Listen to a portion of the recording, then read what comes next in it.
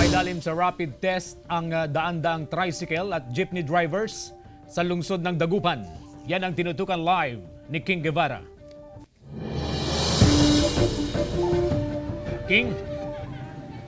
CJ, bilang preventive measure ng lokal na pamahalaan ng Dagupan, nagsagawa ng rapid test para sa mga tricycle at jeepney driver dito sa lungsod.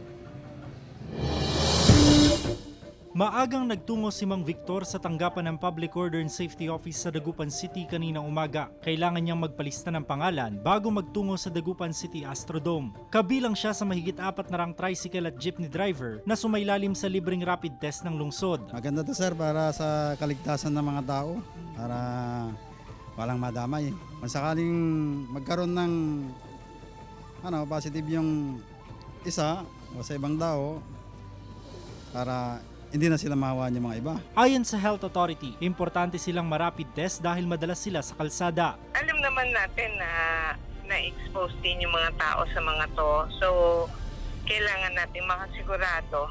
At least ma-identify natin baka pwede silang maging carrier. Maraming na-expose sa kanila. So, para lang makasigurado tayo. Ayon naman sa Public Order and Safety Office, posibleng hindi ma-renew ang kanilang permit kung hindi sasailalim sa rapid test sa mga driver. Yung mga tricycle drivers po natin o kaya mga POJ drivers, medyo hesitant po sila na magpa-test. So siguro yung pong kailangan gawin po natin. CJ, kung sakaling maging reactive ang resulta doon sa isasagawang rapid test, ay agad silang isasailalim sa swab test. Dito matutukoy kung talagang positibo o negatibo ang isang tao. CJ. Maraming salamat, King Guevara.